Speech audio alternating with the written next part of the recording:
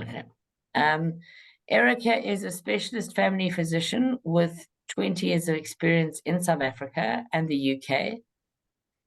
After qualifying as a medical doctor, Erika worked in various private and public hospitals in Gauteng, KwaZulu-Natal, and in the UK. During this time, she completed a master's in family medicine, UKZN. She did a diploma in obstetrics at the College of Medicine of South Africa, and she's currently completing the fellowship in anti-aging and metabolic medicine through FAAMM, which is the American Academy of Anti-Aging Medicine. Erika's interests include women's health and hormonal imbalance, connective tissue health and rehabilitation, gut health, mold illness, autoimmune disease, chronic fatigue, and chronic infections. Erika is an active member of the South African Association of Integrative Medicine, also known as SASIM, and the International Lyme and Associated Diseases Society.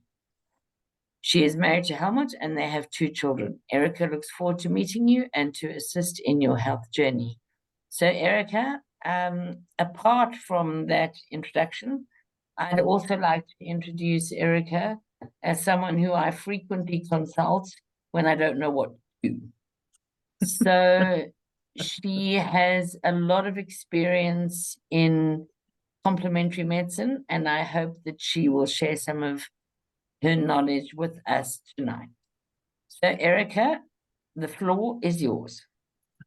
Wow, Jackie, thank you very much for that very kind introduction. I actually think it's me asking you for help mostly. I look forward to speaking to everyone tonight. It's really special for me to be here. This is such a special forum because it's a Southern African region, and it's just a completely different way of interacting. So I'm very, very honored to be here. Thank you for letting me share whatever I know tonight. I will start by sharing my screen so that we can dive straight in. So I'm going to talk about a clinical approach to chronic fatigue syndrome. I think for me, I am not a sort of a stuffy academic that hangs out in the medical school. I'm a very practical person, and I'm very interested in sort of the shortest cut to actually getting someone to feel better. Especially in functional medicine, I really believe you've got about 2 or 3 visits to change someone's life. And if you haven't been able to move the needle for them within those 3 visits, then that's it. Then you'll lose a patient and they'll move on to something else. Especially this category of patients, they tend to be quite desperate. They tend to have been ill for a very long time. They tend to have seen multiple doctors, so they often have physician fatigue when they see us.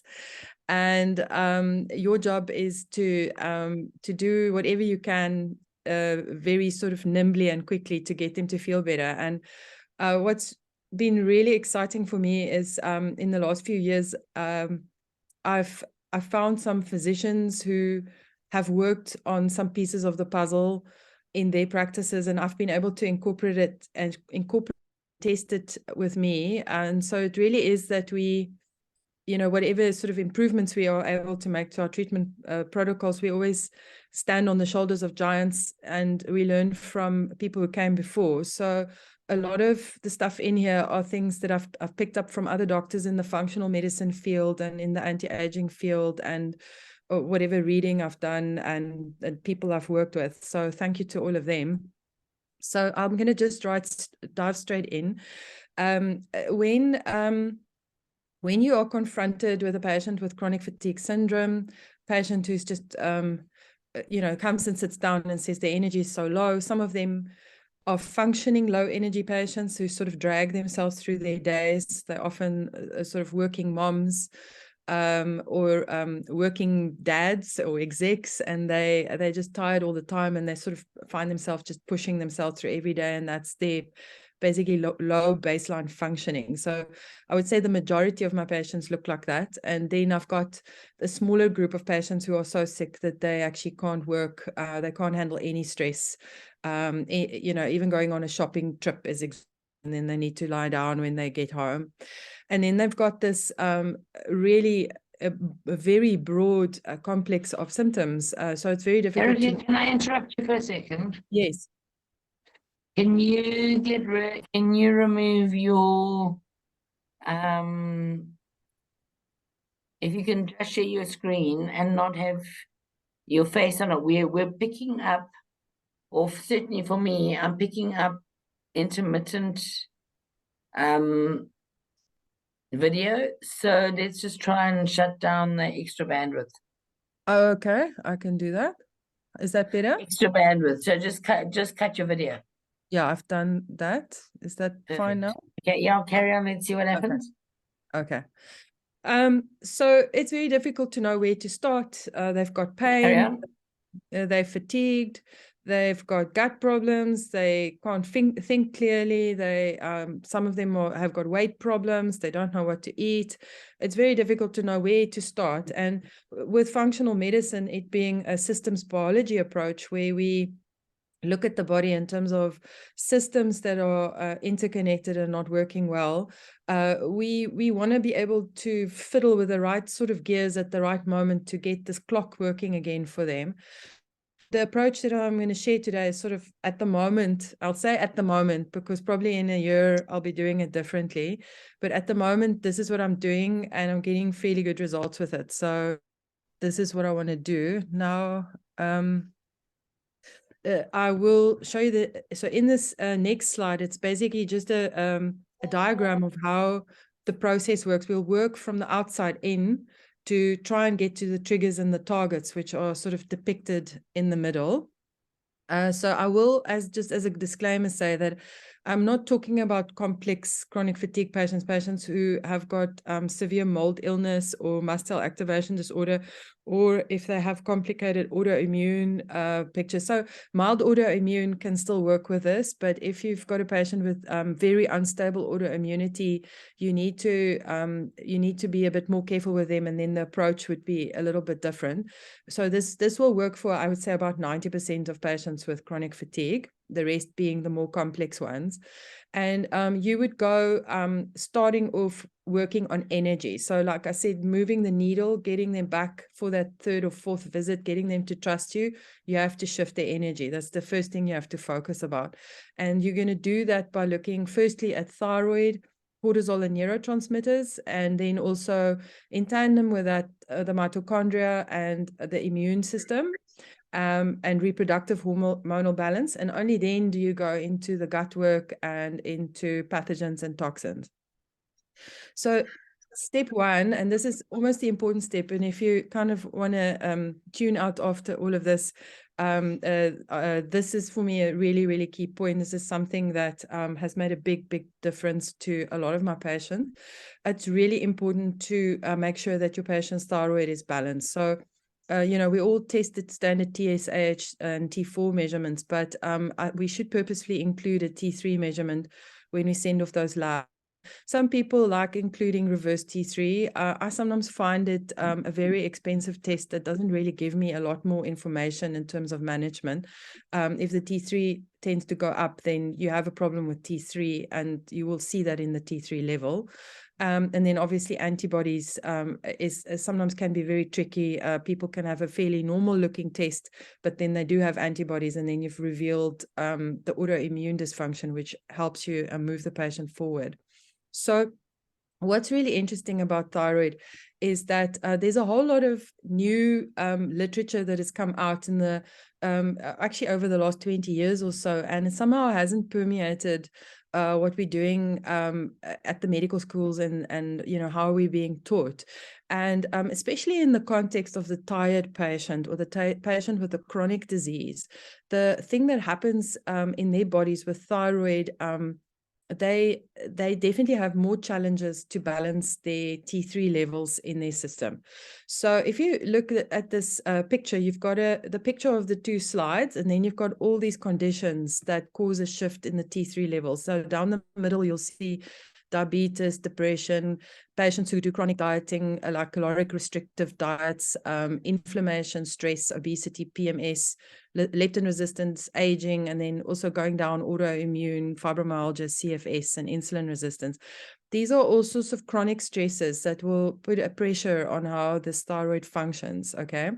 Now, if you look at the left, you've got the pituitary cell. So this is what's happening in the brain. And in the brain, in the pituitary, we've got a type 2 deiodinase, which is the conversion enzyme from T4 to T3.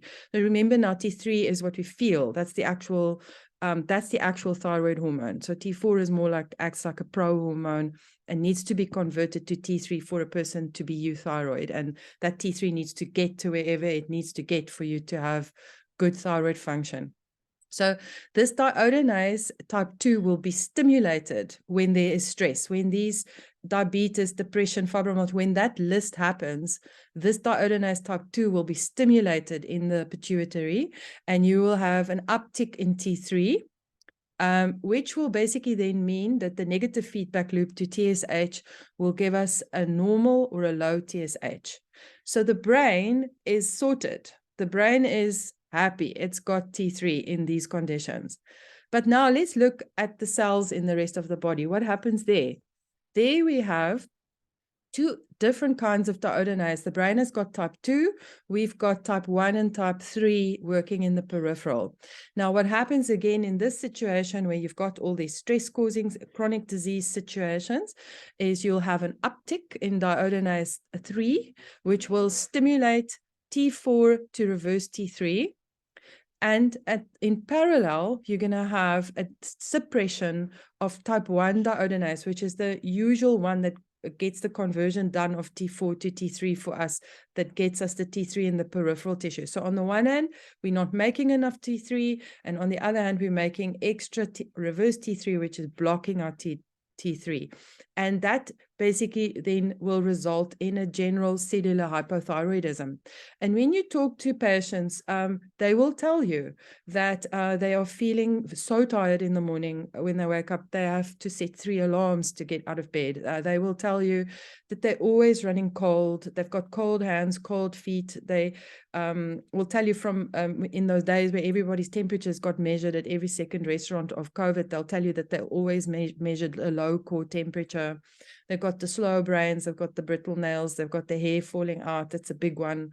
They've got the weight gain issues, and all of the classic hypothyroidism symptoms. And a lot of these patients will come to you already on T4, but they will still be symptomatic because of these underlying conditions. So I really just wanted to kind of highlight that physiology for you.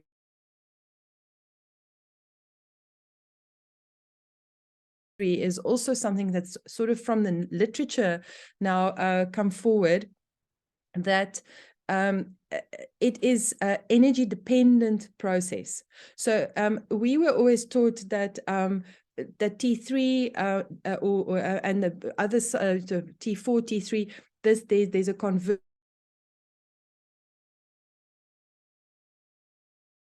Or whatever replacement you're giving to the patient, it converts to T3, and then the T3 needs to diffuse, into the cell. But what the latest research is showing that is an energy dependent system. You actually need ATP and cellular energy for that hormone to actually get carried into the cell. So in a stress state, in a low energy state, you will have poor transport of thyroid into the tissue as well. And if you look at this graph, that's also from a paper on cellular energy and transport, you see that the more severe, so at the top graph, you actually see 25% stress all the way up to 100% stress. And then you see the uptake of the different thyroid hormones, and you just see how the T3 just plummets the more that the person is subjected to stress. And when you look below at the other markers, you notice, that TSH very quickly becomes a measurement that isn't really relevant. It doesn't really tell you what is actually happening with the T3.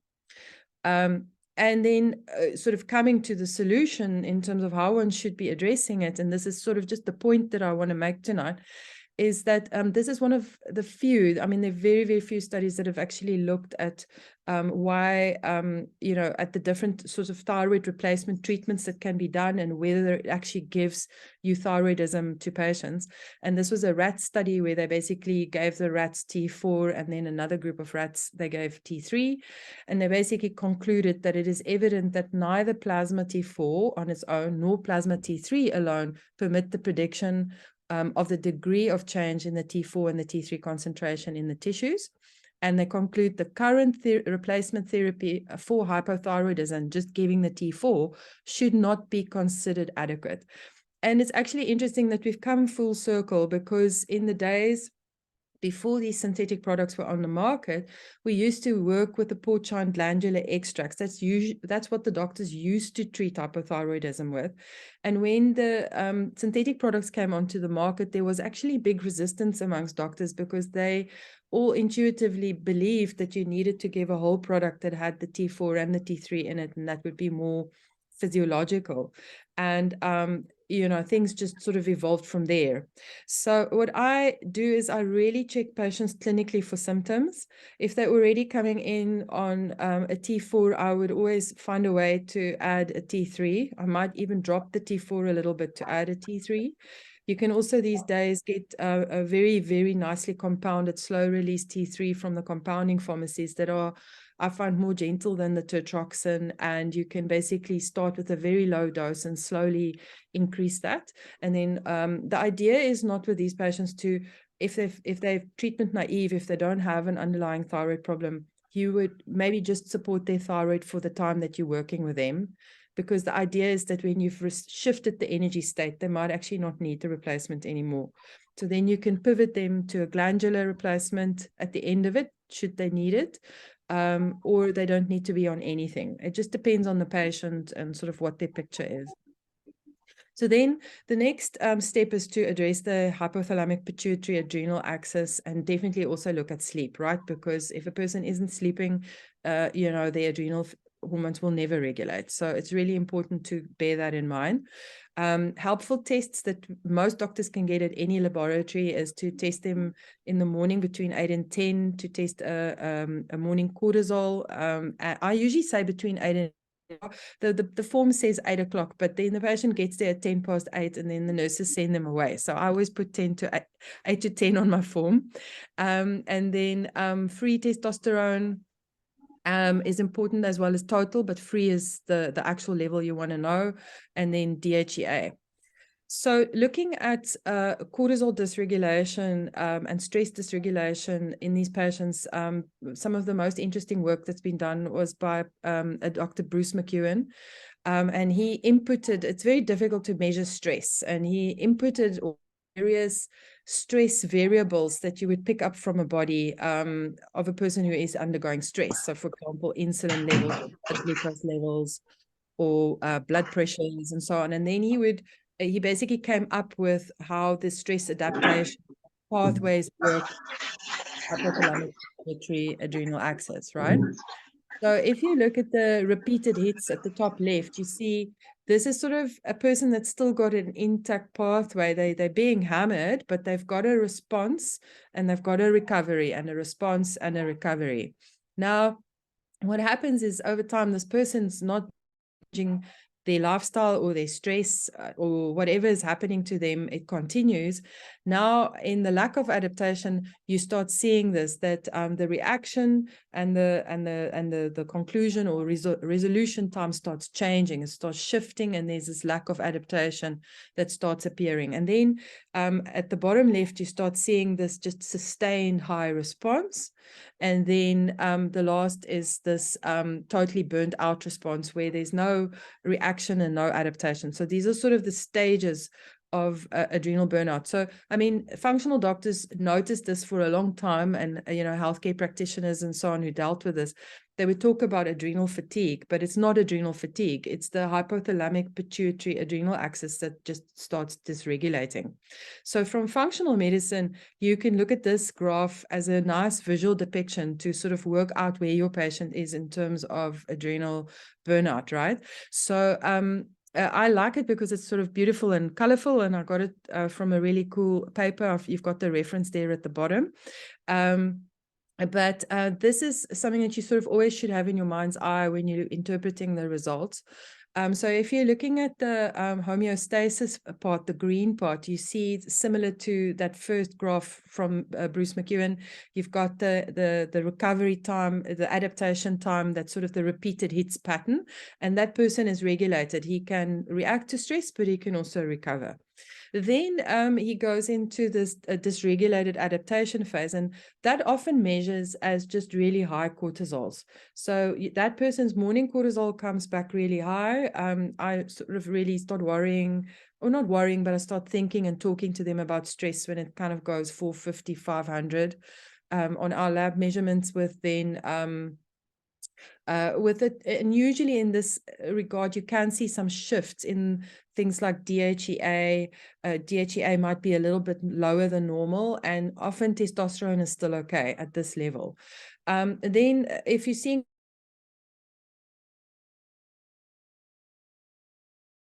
there is to know if that cortisol is can you trust that cortisol as a normal cortisol, or is that a dysregulated cortisol? Because you see there, it's the same as the green block. Do you see that? So how you tell if it's a problem is you look at your DHEA and your testosterone. If your DHEA is dropping in the background and your testosterone is starting to drop, you know you're dealing with compensatory phase, so orange block. If you've got normal DHEA and testo, you're dealing with a homeostatic patient, but obviously clinically they're going to be looking different. The person who's in a more advanced stage of adrenal fatigue will be classically telling you that they sort of need to have quite a lot of coffee to get going. They sort of last until lunchtime, and then they get this afternoon dip where some of them have to schedule a nap. And then a lot of them actually have this sort of racy sort of feeling in the evening, where they sort of pack in a lot of work and they end up staying up too late because then they have the surge of cortisol at night. So those are the patients in the orange, and then in the red, you've got the patients who just actually are completely burned out, and they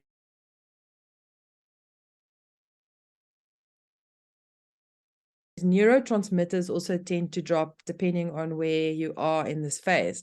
So if you are in the yellow block, you need to maybe think about adding calming things to them. They'll be anxious. So giving them things like the ashwagandha, giving them things like phosphatidylserine, giving them things like GABA will really help, and L-theanine.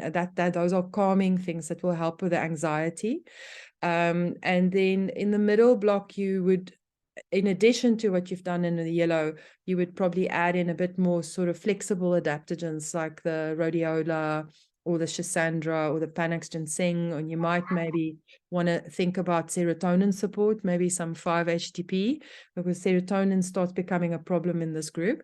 And then by the time they're in the red block, they're going to have dopamine, noradrenaline, and adrenaline issues. So there, you want to maybe support those neurotransmitters with some other amino acids like L-tyrosine, DLPA, and you want to maybe work with a glandular extract to lift up their cortisol. As an aside, what some doctors have proposed is that if you're having a patient that's stuck in this red phase and you actually just can't move them out, you should start thinking that it's maybe a stress adaptation to free up the immune system. Because remember that cortisol suppresses the immune system.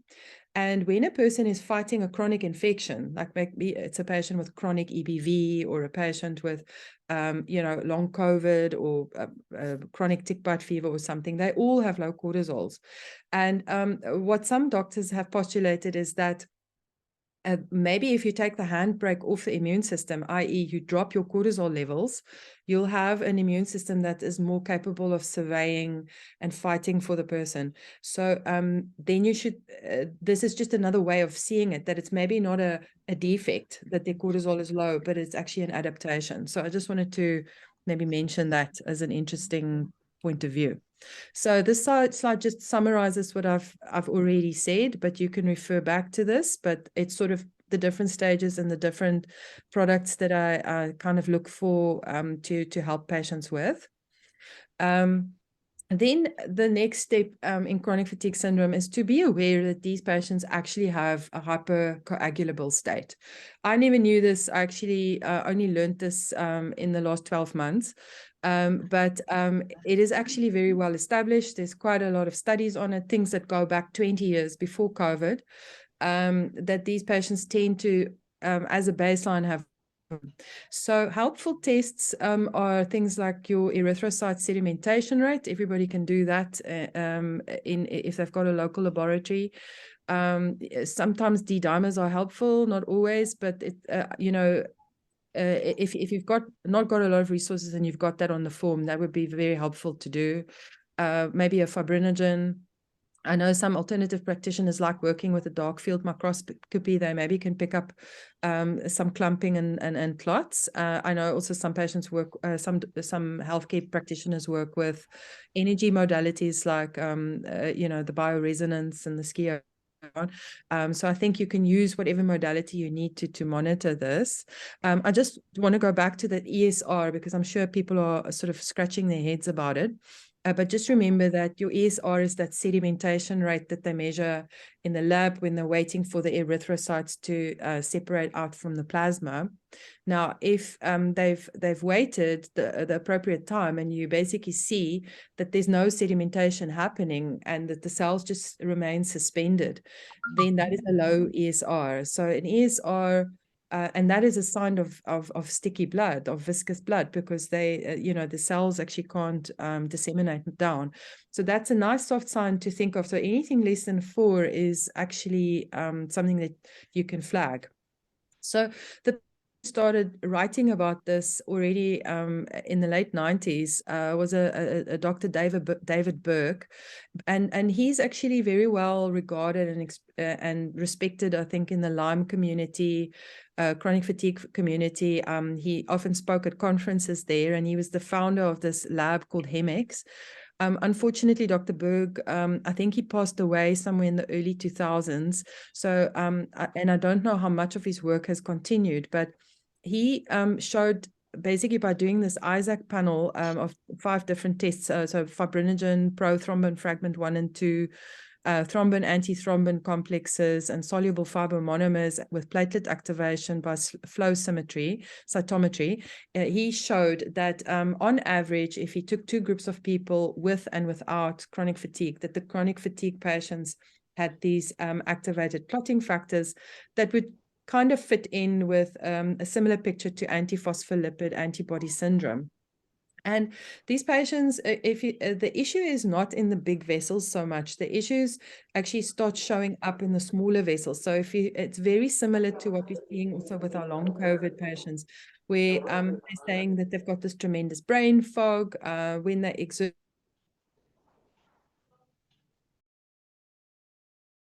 through, especially the capillary beds are very much restricted, and you can actually really make them feel better if you address this for them.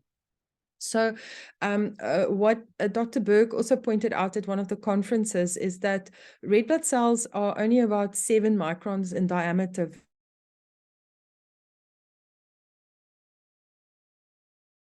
So if you're thinking about a capillary where everything is passing through almost like one cell at a time, the white blood cells will get log jammed, behind the red blood cells, especially in a viscous state where you're having a lot of fibrinogen deposition. And then the result of that would also be that there'll be decreased diffusion. And he actually measured it that in a normal state, a normal flow state, you have oxygen diffusion to the tissues within 2 seconds from the erythrocytes. And in this hypercoagulable state, you've got 5 to 3 minutes for oxygen to diffuse. So it's a low oxygen state for a lot of these patients. So from a more recent paper, if you want to see how, and this is now from a paper on sepsis, but it would work the same in a patient where we're thinking of a chronic viral infection, or maybe a patient with a mold exposure or a parasite infection. The same sort of thing will be happening, where you've got the toxin or the parasite activating the monocyte here on the left. And then the monocyte, basically through releasing very classically things like interleukin-6, interleukin-1, tumor necrosis factor alpha, they would basically activate your clotting factors, and they would activate your neutrophils, which then will activate your thrombin. And then the downward cascade would be laying down of fibrin clots.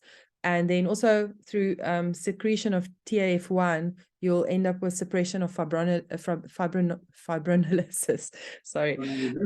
So in these patients, it's also interesting. He did studies, and he found that on average, chronic fatigue patients, there is a genetic predisposition to hypercoagulability, and I see it actually in my practice as well. I've got patients who You tell need me, to find out where you're going to work, huh? excuse me. Oh, sorry. Is that an open? Okay. Who told you? So basically, you've got patients who have underlying Sorry, protein. can we make sure everybody but the speakers muted, please? So a lot of people have got protein S and C deficiencies. I've got one patient that I think of who told me about her repeated miscarriages. She's now got chronic fatigue syndrome, but in her 20s, she had miscarriages. She had protein S and C deficiency. So there is this link as well, which is also really interesting. And I think there was even a study where they measured anticardiolipin antibodies in patients with chronic fatigue, and about 60% of them had the antibodies. So I thought that was really interesting when I came across that for the first time. And then now in the days post-COVID, we've got this microclotting scenario. So on the left are actually examples of things that I'm getting back from Stellenbosch, where I'm sending my patients to go and take part in this microclotting study that they've got going there in the energy department. And they're sending back these images, of microclots and platelet hyperactivation, and they basically very much focus in on endothelial dysfunction, and they basically put patients on triple anticoagulation therapies, which I think helps for some patients, especially if the clotting is predominantly a problem in their phenotype. But if they've got other issues, then this doesn't solve it for them. So for me, the COVID scenario, and I think Jackie and I have also been chatting a lot in the last few weeks about it. There's also, platelet clump happening, and the spike protein that's influencing things. So these are new problems on top of old problems. And I think what I want to just share with everyone is I think that there isn't a quick fix out there. We are all very much still learning when it's coming to this, what COVID has done. It's this a new sort of layer that's been overlaid on everything that we have been dealing with up until now. So David Berg and colleagues were always recommending low molecular weight heparin. So they would put people on like a 40 milligrams of Clexane daily, and they would monitor them, and they would monitor the clotting factors and see when they normalize. They would obviously work with the other treatments in parallel. A lot of people are touting the proteolytic enzymes like the serrapeptase, nattokinase, lumbrokinase. Some of us are, working with a spike protein hypothesis, trying to break down the spike protein and preventing it from clumping. So ivermectin is really interesting there. Putting in an aspirin, you're not going to harm them. Pycnogenol, there's some studies on that. I tend to basically judge the patient based on their history and what they've tried before, I tend to go for the natural things first. And then, of course, I do stress about, the endothelial glycocalyx and also looking at the endothelial lining. So I'll maybe bring in resveratrol, I'll maybe bring in some NAC. It just depends on what the patient has tried before and what's worked for them before, okay? Yeah, and obviously, if you're going to be treating something, let's say you're finding a virus and you want to eradicate it, and you put the patient on some eradication treatment, or you're doing a Rife machine on them, or whatever you're going to be doing, an antibiotic, you must remember that this hypercoagulable state will actually deteriorate. So they will maybe start off like with the D-dimer of like 0.5 or a 500, depending on how your lab measures it, or a 600, which is sort of marginally raised. And then you put in your antibiotic, and then they call you a couple of weeks later and they say, oh, I feel terrible, I can't breathe. And then you maybe measure the clotting factors again, and the dimers will have gone up, because what you're doing is you're creating more cytokines and more of these immune cells and more clotting factors as a result. So you must remember that. Okay, then the next step is to modulate your immune system. So, not your immune system, the patient's immune system. So these tests are difficult to find. We really are, in terms of our low resource setting, third world scenarios, it's difficult to measure a person's immune function. And often these tests are reserved for the specialists, and we don't even know what's available from the laboratories. But what we can do is Ampath offers a CD57 Lyme test that I find quite helpful, just to see if I should be worried about underlying chronic infections in a patient, and to see if the person's innate immune system is actually holding up. So a level where you want to sort of start becoming worried is if it starts dropping under 125. Some people say under 150, but if you're getting a measure of 12 or 20 or 50, you definitely have a patient where you flagged that there might be an underlying problem. Then your lymphocyte subsets and T cells might be interesting. I don't do them as a baseline on everybody. It's more if I sort of get stuck, I sort of assume that everybody has got a problem, and I just look at them clinically and I start working with them. And in places like Europe, there's obviously some beautiful cytokine profiles that you can start looking at, and that also helps you to decide, what the underlying problem is. But I think the only thing we can get is interleukin-6 in South Africa. I don't know about other places. Then around this immune modulation, it's also just a concept that you need to know when you're working with these patients. So if you've got naive T cells, that's your T0 cells, these cells will be activated in response to toxins and infection. And then the first line of defense is your Th1 cells. They are your intracellular immune cells, and their growth factor is interleukin-12, and that's why it's highlighted in red there on the side. And then it also produces a specific cytokine profile that I've summarized there: the interferon gamma, the interleukin-2, interleukin-12, 12, 18, and tumor necrosis factor beta. And then we've got the Th2 cells, which is your extracellular immunity, which mostly stimulates your B cells so that you can actually develop antibodies against the pathogen, right? And the growth factor for these B cells are interleukin-4s, okay? But that profile is interleukin-5, 10, 13, and TGF-beta. Now, what we're seeing in quite a number of papers for patients with chronic fatigue syndrome is that there seems to be this shift towards this extracellular B cell stimulation, this Th2 activation. So what basically happens is that your Th1 intracellular immunity becomes depleted. And so that first line of defense against the pathogens actually becomes exhausted in a way. And now the body has to compensate. So it upregulates these Th2 cells to try and get rid the best way it can of the infection. But the problem is that this Th2 response will undermine further Th1 response.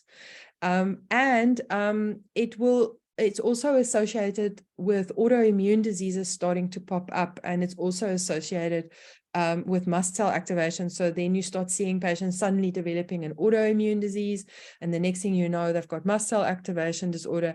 So you really want to and try and lift up the Th1 and try and modulate away towards the Th2 profile. So this is just a picture. This is the first study that published it was Clarici et al. In HIV patients, and this is sort of just a visual depiction. On the left, you see the type 1, and on the right, the B cells and the natural killer cells, which is the type 2 profile. And at the bottom, you see that the type 1 is associated with disease resistance. So if that is good, the patient's resilient, he can stand up to whatever's coming in from the outside. And type 2, if that dominates, you've got a disease susceptible state. And these patients tell you, I'm sick all the time, I pick up every bug. And what they saw in the study also in the HIV patients was that the more you had the type 2 cytokines, these were the patients who were susceptible to faster progression of HIV and AIDS, and they became sicker quicker. So your goal must always be to think about that Th1 response. And what I'm doing here is just teaching you to fish, because this scenario is something that I think is very valuable, but I think that we haven't got really refined therapies yet to balance this in a general practitioner setting. I know, in sort of specialist settings, they might work with immunomodulatory drugs and so on. But I think that in the natural field, I think there's still some development that has to happen. So at the moment, what I'm using, my go-to there is low-dose naltrexone. I really like working with that because it ticks a lot of the boxes in this modulation, and it's also great for chronic pain. I also work with something called transfer factors, which is a derived a molecule from colostrum, and it's also got this Th1 inducing effect, especially it works through the gut, and you can find that in various products. Some people work with medicinal mushrooms. Some people will work with Moducare, which is plant sterolins and stereolins, especially if you've got a sort of more allergic type picture. People with a lot of atopy, the Moducare works really well. Nanosilver could be helpful, looking for the infections and actually getting rid of them so that the T cells can actually recover. Peptides are a new methodology that we've got in South Africa through one compounding pharmacy. I don't know if you can find it in other places. Some people do the hyperbaric oxygen, ozone. Some people do grounding. You could also look at the medicinal cannabis. I forgot to put that on the list. And then, obviously promoting sleep, working with something like melatonin is anti-inflammatory, getting them to sleep, restorative sleep, getting that reset happening for them will take you a long way. If there's a whole lot of neuroinflammation, working with an SSRI like the fluvoxamine or the fluoxetine could be helpful. And then obviously your cofactors, your vitamins, your minerals, those sorts of things are very important. So something in this department must be on your list. You must think about it when you see and you must think, what am I going to put on for immunomodulation? Okay, so just LDN, I don't know if I need to speak a lot about it. I have put in a slide, but basically just in the interest of time, it's naltrexone is an antagonist that will block your opioid receptor. The biofeedback loop is that the body will think that there isn't enough endorphins in the system. The body will upregulate endorphin production, and the next morning a person wakes up with more endorphins than they had the day before. And the benefit is this immune shift that you start seeing. The T and the B lymphocyte production becomes modulated. The Th2 to Th1 shift starts happening. And often just that in its own is nature's antibiotic, because we've got a Th1 response, we're clearing these infections. And it will be promoting healing. It's pain relieving. People sleep very well on it when they've been on it for a few weeks. Even histamine type symptoms come down in a lot of these patients. Doesn't work for everyone. I would say if you do it well and you start carefully, about 8 out of 10 times. Then the next step is to think about your mitochondria, to think about what you're going to be doing to support your ATP production. So helpful tests there are your organic acid tests that you can do. We do it through a platform called Nordic, and they ship, they're an international company. I'm not too sure which countries in Africa they ship to, but I know they're all over the world. I think they say about 60 countries. So you can ship this organic acid test to people's houses. It's a urine test, they collect it, and it gets sent to a lab in Denmark. It's expensive. It's about 350 British pounds to do. But that measures some specific organic acids that are a direct result from mitochondrial respiration, and it gives you an idea of what you need to be doing to modulate them.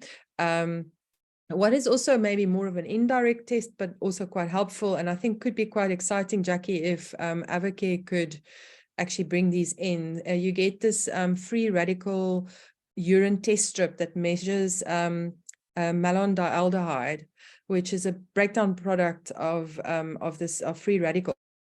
It will give you sort of a high, a medium, and a low reading on this urine test strip, and that's a nice thing that you can have in the practice. I think you can do it for less than 20 rands. You can do a strip. It's not so expensive, and that's a nice cheap way of showing patients that, you know, all these vitamins that you're taking and all these things that we're doing for your energy is actually moving in the right direction. So I think that that's quite a nice little touch. I'm hoping also for a specific company in South Africa to start delivering them to me soon. Some people bring them in from India. So then the next thing is just a little picture of the mitochondria. I think everybody knows that, we've got a membrane, it's got its own DNA, and it's responsible basically for energy production in the cell. And this is the complicated biochemistry that has to happen for this mitochondria to work well. And you'll see in the blue, these are all the cofactors. And so when I come in with a mitochondrial approach, I will always try and include some of these cofactors. And again, because I don't always have an organic acid test, it's hard for me to know, is this person deficient specifically in carnitine or not? So I tend to take a more empirical approach. So I will have them on vitamin C, multivitamins, minerals, glutathione or NAC, and amino acids. I really like working with methylene blue because it cycles electrons, reuptakes them and cycles them again. So that's fantastic for mitochondrial function, especially in the brain, really wakes patients up, really moves the needle for them. And then before I actually get into pathogen eradication or testing, I will actually do what I call protocol N infusions, which is it's basically IV infusions with vitamins, amino acids, and some detoxification agents. And I'll maybe even do one a week for about 6 weeks, just to build up the patient before I get into any eradication. So basically, if you remember that slide that I did at the beginning with the target, you have to do these things first. You have to do the things that I've just spoken to you first, because if you are looking for Lyme's disease or other things, and you want to treat it, you need a body that's going to work with you to try and get rid of these pathogens. If the body is too flat and burnt out and without energy, you're not going to achieve anything. So these steps are first in line before you do anything else. So sometimes we take a month or two before we start getting into anything more specific. I will also look at, other hormones. If the people are menopausal, I'll put in HRT if I need to. If it's contraindicated, I'll leave it out. And then a lot of chronic fatigue patients struggle with raised HbA1cs and insulins. So now, when you get to this point, they're often at a point now where they've got so much energy that they can actually change their diet, and they sort of see hope to go and see a dietitian and maybe change their lifestyle a little bit, maybe do a bit of exercise or strength training. But anything before this, you won't win. I like working with bioidentical progesterone, especially in these patients. Progesterone is unbelievably good for the brain. And really reduces anxiety, a very helpful sleep aid, and it just restores balance. People can remember stuff again. they find words again, and obviously appropriately used. And then just also why I like working with progesterone is if you look at the left of this diagram, you see cholesterol, pregnenolone, progesterone. You see progesterone is actually a key building ingredient for cortisol. So I like, if I can only do one thing for somebody's cortisol, and I know they're postmenopausal and they're going to need progesterone anyway, and they can't afford any of the adaptogens, I work with bioidentical progesterone.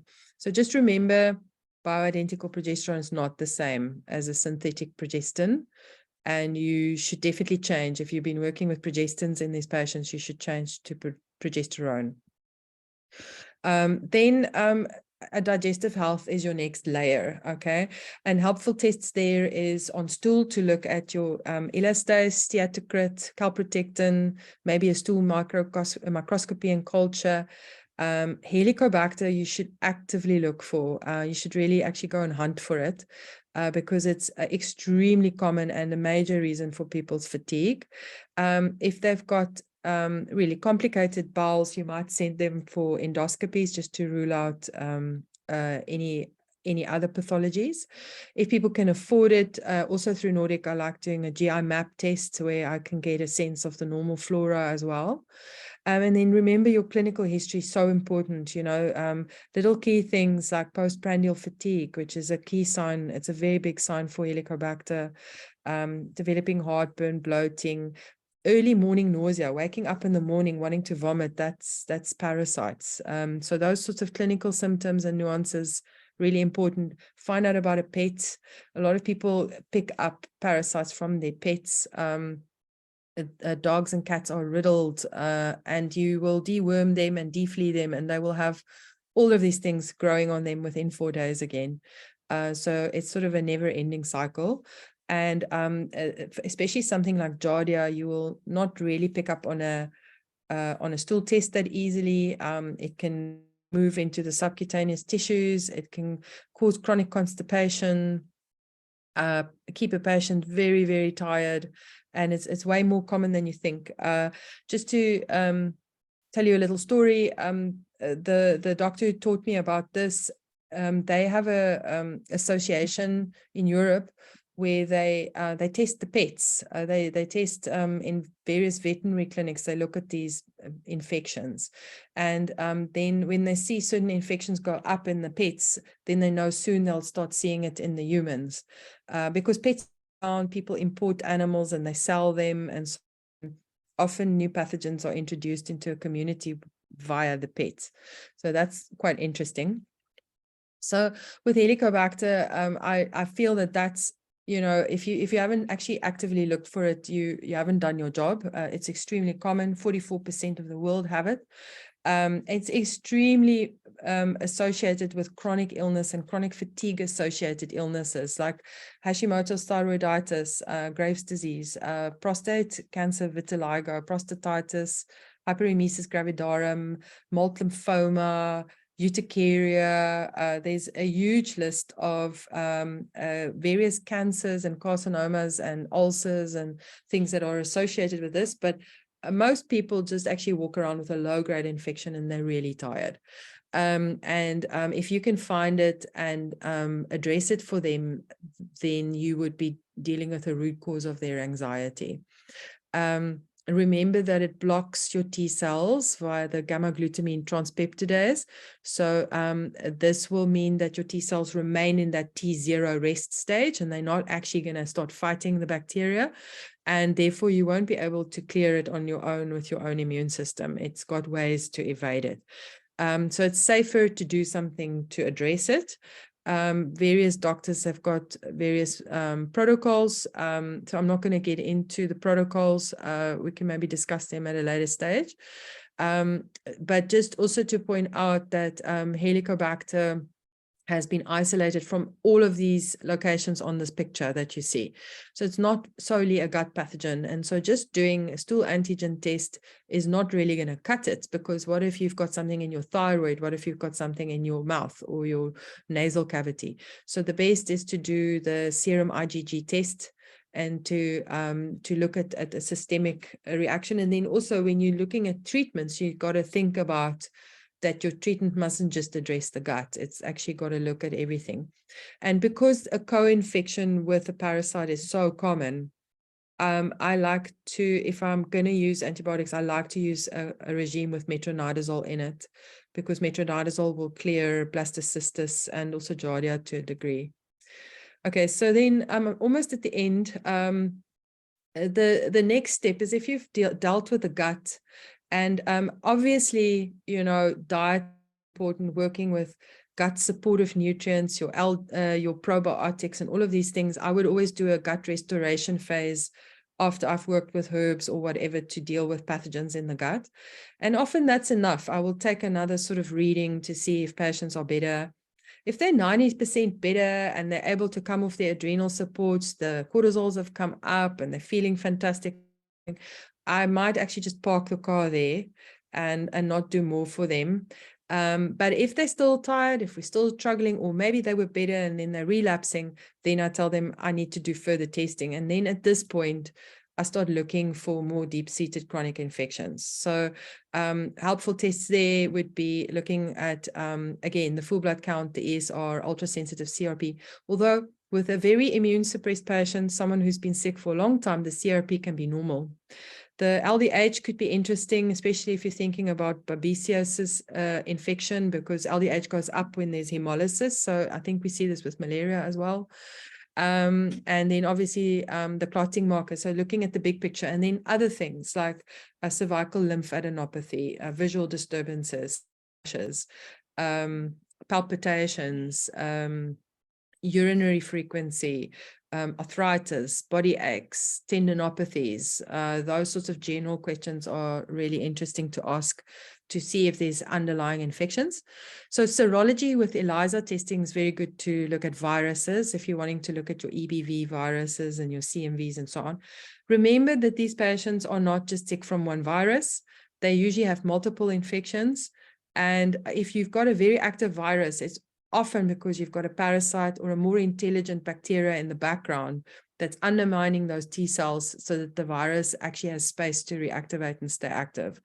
So I do work with these questionnaires that I've gotten from overseas laboratories. I'll show you an example now. They help me to narrow down which infection. I'll show you a picture now, because if you look here, this is just a little summary of all of the different infections that can become chronic. Whether it's metazoan or protozoan or bacteria or fungi or viruses, and they are common, and these are main agents in why somebody stays tired. So you can't possibly go and test for all of them. So that's why I actually go for on clinical history. You got to sit down and actually familiarize yourself with maybe the top 3 in every category so that you know what they can do and how they can present, especially if they're chronic. And then you'll have a clinical indication of whether you want to go and hunt for something, or maybe you want to even just try with empirical treatment. So if you look at Orman Laboratories, if you go onto the link, I've put the website URL down there for you on the right, and you open that, that is a sort of activated PDF that you can open up in Adobe, and you can click in the little square block in the middle as you ask your questions of the patient, and you basically have to do it with them, because, for example, if you look at number 19, it says tonsillitis. Often patients will not have tonsillitis, but they often wake up with a sore throat, for example. Then I'll mark it as yes.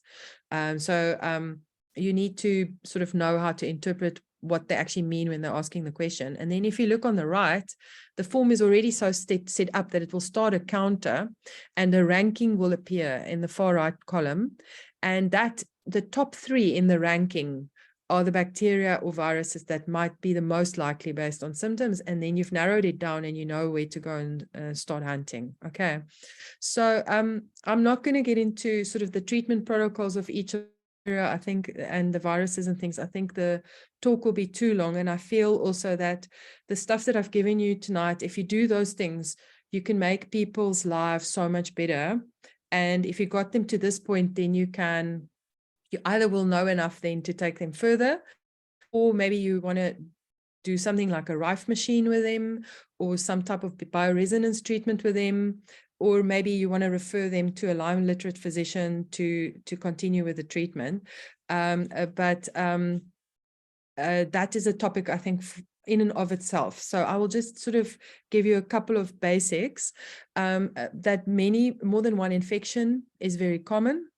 And that often in my long COVID patients, it's a reactivation infection. I've seen various viruses reactivate after COVID. I've seen Candida reactivate after COVID. I've seen toxoplasmosis, Lyme's disease. So for me, my long haul COVIDs, there's always a reactivation component to them. More than one infection is present. You need to have a good clinical history. You eradicate as you find, starting with the gut, and only after you've balanced the patient. And then helpful general herbals that won't harm the patient, but can be extremely helpful when you don't really know what to do and you just want to give them something. You can get these tinctures. There's a company called Willow in South Africa that does very affordable tinctures. You can use Houtunia cordata or Chinese skullcap, bone set silimarin. They're more expensive formulations where they're sort of combined in a liposomal form, which is difficult to find. The green walnut, cloves, cinnamon oil, oregano oil. These are all different modalities that could actually help with a chronic infection.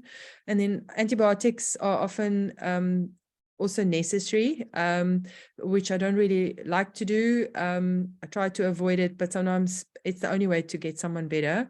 And there's various protocols for that.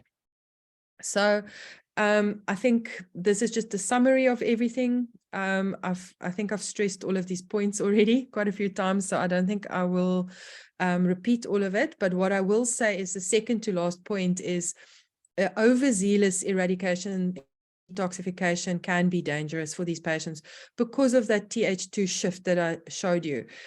Because if you start eradicating a detox thing, you tell them, oh, your liver is so, you've got to detox your liver and you've got to take these supplements. Then the next moment they phone you and they've got a massive flare. They can't get out of bed. They feel awful. What have you done? You've stimulated the Th2 response. You've caused a huge cytokine reaction, and that has set your patient back. It's going to take him weeks to get those cytokines to normalize. So be very, very careful, especially if there's autoimmune disease in the background, and that take those first steps in the beginning. And like I said, a cure is not always possible, but quality of life will always improve. And that's the end of my story.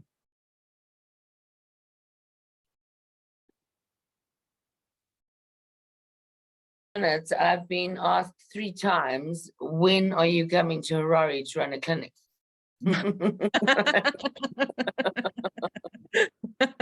Soon. But I do think that the way that we are going to need to be going with everything that's happened in the last 3 years is I do think that we need to share information. We need to get sensible lab testing that's affordable. A patient can spend an enormous amount of money, but the more we collaborate and the more that we bring in patients and treat them holistically in a, if my sort of ultimate dream would be a retreat where we take them in for 3 weeks, totally sort them out, send them off and never see them again because they've recovered. So that would be the ideal in my ideal, mythical, never going to happen world. Although it might, you never know. But I do think that the ethos of medicine is changing. I think a lot of people are becoming a lot more aware that maybe some of the allopathic and the pharmaceutical methods may not have made them particularly well. Colleen Aldous is started a company now where they are doing pharmacogenetics, so you can actually see which patients are reacting badly to allopathic medicines that they're going on to. And I think that there's a huge future in this way of doing medicine, which is functional medicine, which is where we actually look at what is behind and what the biochemical processes are that are behind making the patient sick. So I think we're living in exciting times. And according to someone on my screen, can you be here within the next 3 weeks? No. That's too soon. Oh, okay, well, we'll have to make another plan. But yeah, it was a brilliant presentation, and I think it's hopefully given a lot of people on the screen and on this call just a different way of doing things. I think that we have been so programmed for so long, and let me put my hand up as the first person in the line who got stepped down the MRCP chain of command. But I think there's a lot of ways of healing people, and I think people want to be healed, especially those who have severe fatigue. I think that they want to kind of take 3 weeks out and go somewhere and let somebody who knows what they're doing do a few tests, maybe a lot of tests, work out why their mitochondria aren't working, why they have no energy. And if we can release them back, and I mean, it's a biopsychosocial spiritual journey. If we can release them back to their world as a functional human being, I think we will not do them an enormous service. I agree.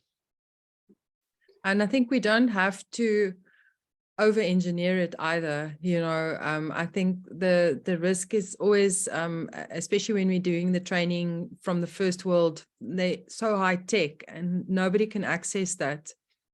And in South Africa and Africa, you know, we value clinical history taking and what we find at the bedside, and we can come up with protocols based on that too.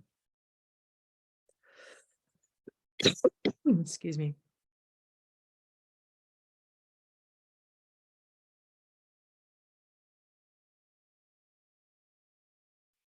And I do think, you know, if there is a different way of doing things, I do think that there is a place for bringing people out and really getting them sorted in 4 weeks and sending them back.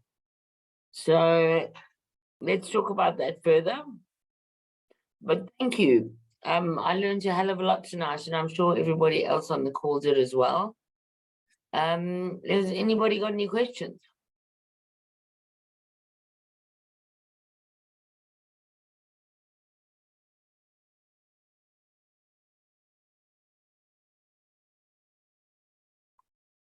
I think you confused them.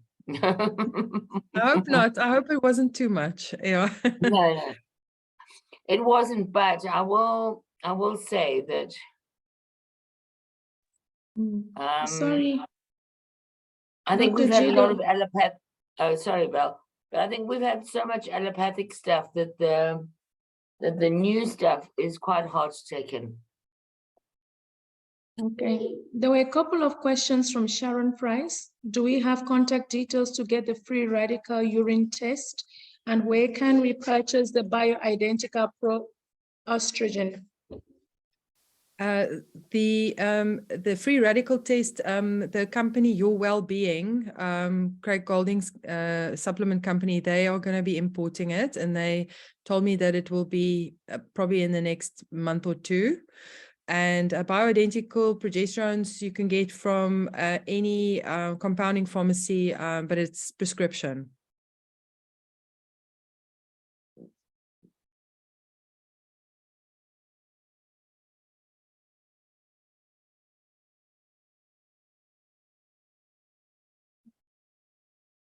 In Zimbabwe is we have utrogestin, which is That is- bioidentical progesterone.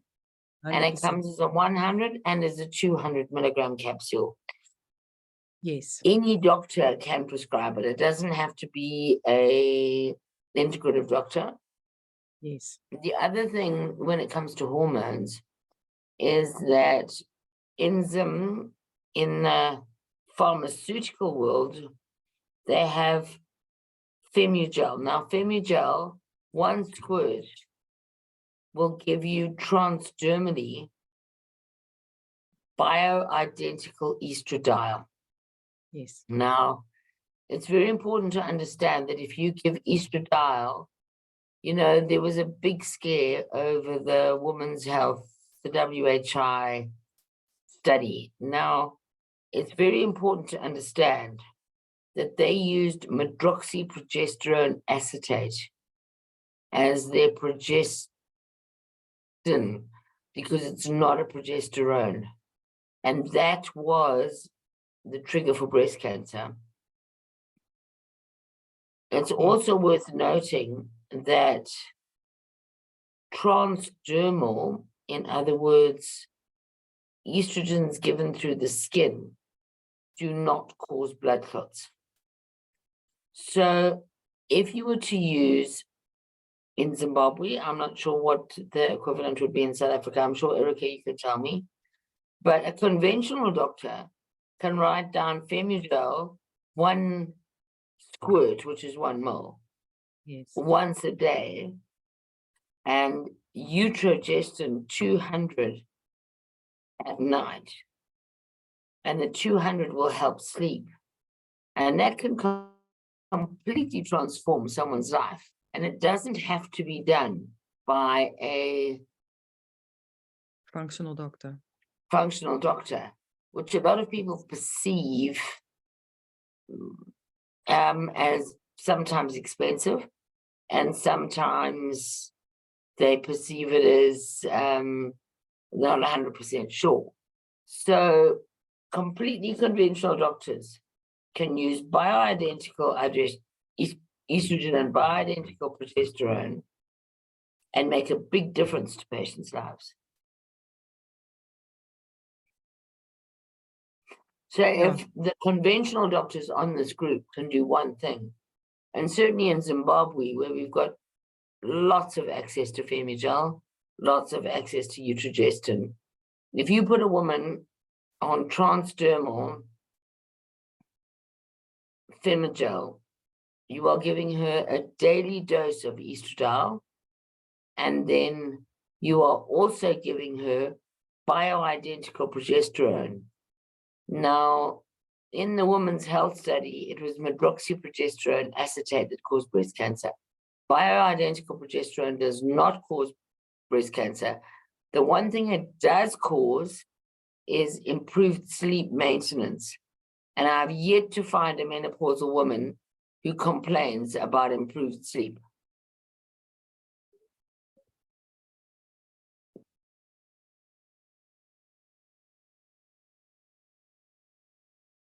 Erika, you there? I think you're muted.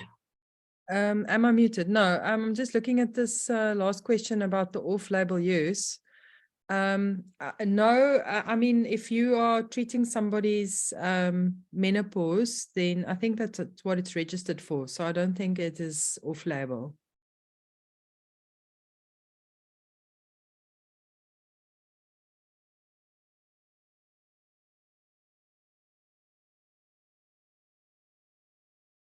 Label is not such a problem.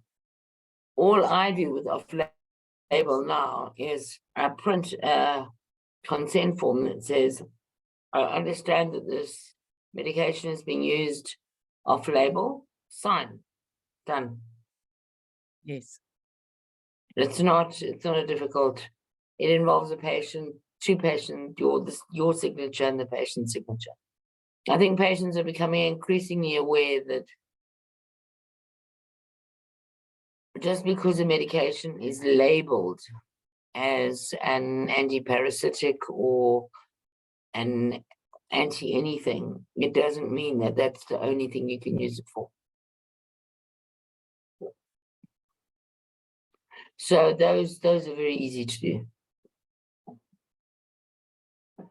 Great. Well, I think we've run over time a bit, Belle, because the Belle is normally the timekeeper. So, Belle, do you want to rein us in?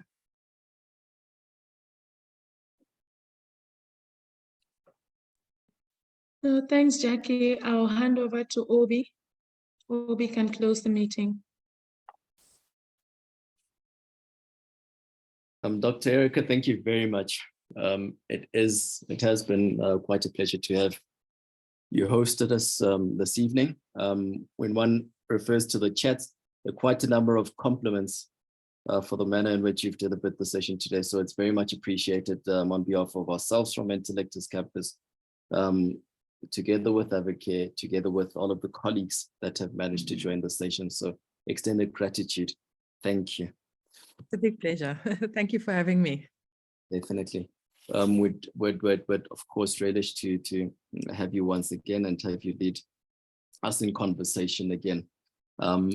Dr. Jackie, of course, it goes without saying, very big thank you for your moderation again for this session. Kudos all around. Colleagues, and just a reminder for those that are still in, please refer to the link that is on the chat to enable you to complete the attendance register. That will enable us to circulate or issue you with the certificates for having attended this session. We overlooked a little bit of the housekeeping. This recording is available on YouTube under the Intellectus Campus page. So if one wants to refer to that, you're please welcome to do so.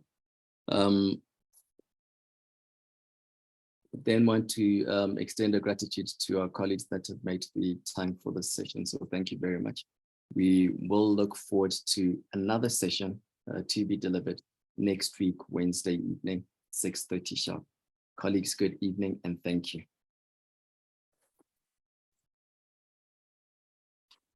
Please feel free to exit once you've completed your attendance.